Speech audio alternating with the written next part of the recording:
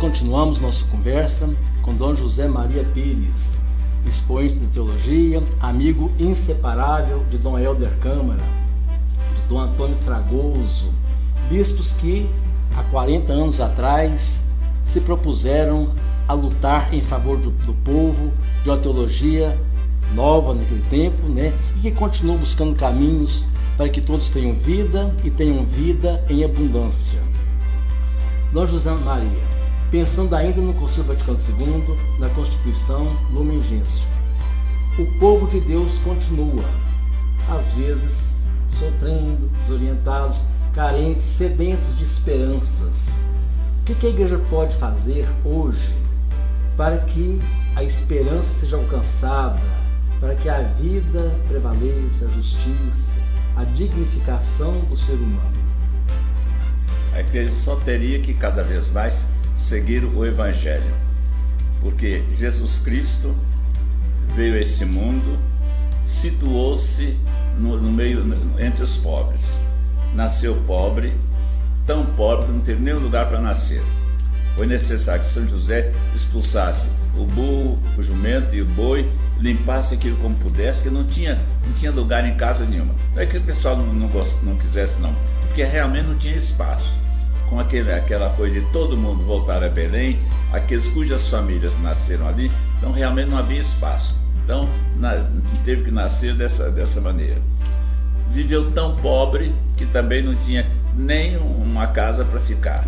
Ele dizia: as raposas têm suas tocas, os passarinhos têm os seus ninhos. O filho do homem, eu, não tenho onde reclinar a cabeça, né? Morreu tão pobre que quando ele morreu, nem a roupa do corpo mais ele tinha. Já tinham tirado a roupa, já tinham dividido o manto em 4 pedaços, um pedaço para cada soldado, e como a túnica era inconsútil, não tinha costuras, então se fosse partir, ela desmanchava. Então resolveu tirar a sorte, né? Então, dando esse testemunho de pobreza, mostrando que realmente igreja é isso. Cada vez mais, ela se despojar de si mesma para estar ao alcance do povo, todo o povo. Igreja realmente faz opção pela pobreza, assim de modo geral. Não é pobreza que não tem dinheiro, não.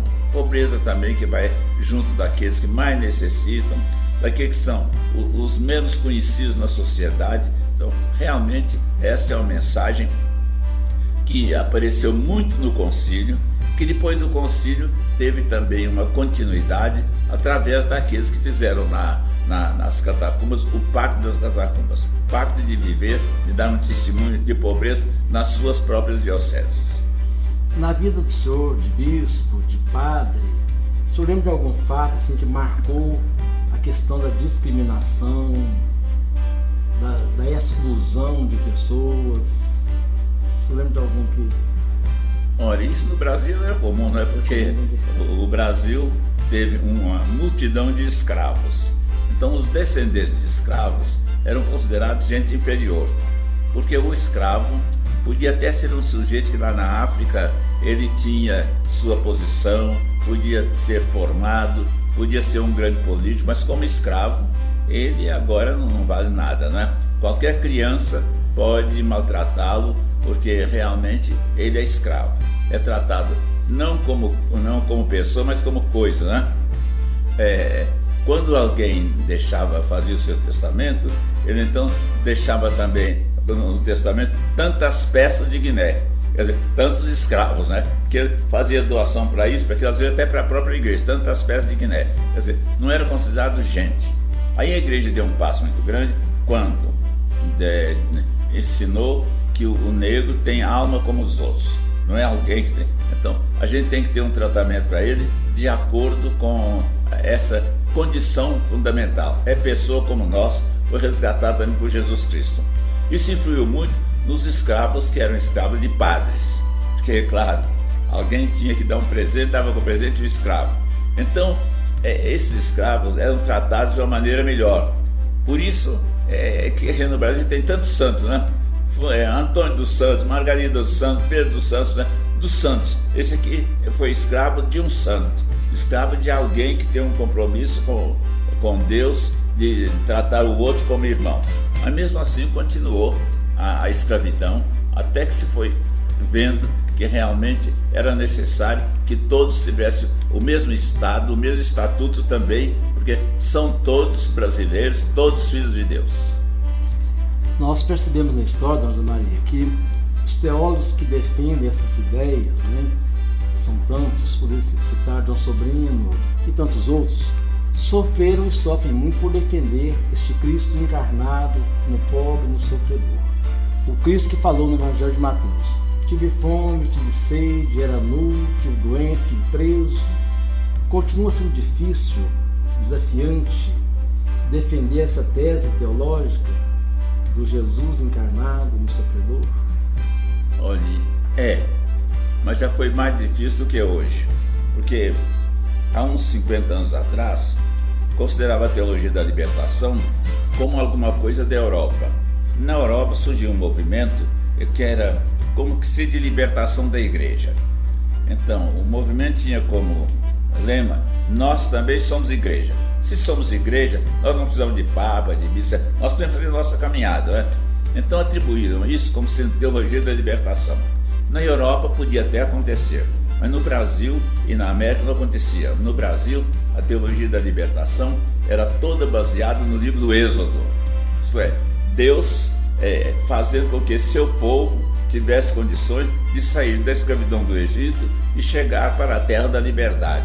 Então toda a teologia da libertação está baseada no livro do Êxodo. Agora, na hora de exprimir, ela entra num outro campo, isto é, o sofrimento do povo não é uma coisa que Deus quer, não. É uma situação criada. Então temos que lutar contra essa situação. Por que é a situação? Porque, como disse o Papa São João XX, São João Paulo II, abrindo a Conferência Santo Domingo, existem na América mecanismos que produzem pobres cada vez mais pobres, ricos cada vez mais ricos, à custa de pobres cada vez mais pobres. Então aí está a injustiça. A injustiça não é que uns sejam ricos ou sejam pobres, não. A injustiça é que esta situação de uns serem mais ricos está fazendo com que eu seja mais pobre. Por quê? Quem é que está produzindo essas riquezas todas? É gente simples, é a empregada doméstica, é o sujeito que trabalha, etc, etc. Então, a parte dele é pequeníssima e a parte daqueles que usufruem disso é muito grande. Veja, por exemplo, a diferença aqui no Brasil entre o salário de um deputado e o salário de um servente dele. É uma situação que mostra como, se houvesse mais igualdade, aí entra a teologia da libertação, melhoraria a situação de todo mundo, sem piorar dos outros. Os outros teriam o máximo necessário, mas apenas o necessário. Aquilo que fosse o excedente, né? Então, seria para ser dado de toda a comunidade. Nesse sentido, é claro, os ricos não aceitam, mas esta é uma das bases, é uma das doutrinas da teologia da libertação, para que não aconteça o que o Papa disse que para a América Latina. Existem mecanismos que estão produzindo em nível internacional ricos cada vez mais ricos, à custa de pobres cada vez mais pobres. O pecado não é que eles sejam mais ricos, não, é que as riquezas estão sendo à custa dos mais pobres, né? Então isso se pode provar com as estatísticas. Nas estatísticas de 10 em 10 anos, você vê que a porcentagem dos 15% mais ricos cresceu. Então, se antes eles tinham 10% de todo o produto nacional, agora eles têm 15%. E a parte destinada aos pobres, aos mais pobres, diminuiu. Se naquela época eles tinham 12% de todo o produto nacional, agora tem 10%. Aumentou a quantidade, mas diminuiu a proporção. Então, ricos cada vez mais ricos, à custa de pobres cada vez mais pobres. Mas ninguém pode condenar a igreja por causa disso, né? Ela está realmente defendendo a justiça, querendo que todos possam ter oportunidade. Não nega o direito dos outros, mas aquilo que é excedente em você já pertence ao que tem menos, né? Não é? Aí foi ainda o mesmo Papa São João Paulo II que então pôde dizer e pôde pregar que o excesso de alguns pertence àqueles que têm menos, de tal maneira que não existe um direito absoluto. O direito às riquezas é um direito relativo. Isto é, enquanto ninguém precisa, você pode ter o mundo todo, porque ninguém está precisando, né? Você pode ter milhões de hectares de terra, né?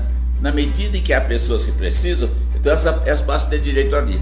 Então o direito de propriedade não é um direito absoluto, é um direito relativo. Ora, isso é uma coisa que machuca muita gente, que acha que pode ser dono do mundo, mas que por outro lado vê que entra na perspectiva de Deus. Fez o mundo para todos. Deus quer um mundo bonito para uma humanidade feliz. É para alguns não, quer uma humanidade toda feliz. Então, é uma pregação que é forte, né? Mas é uma pregação que é inteiramente de acordo com o Evangelho. E cristológica, né?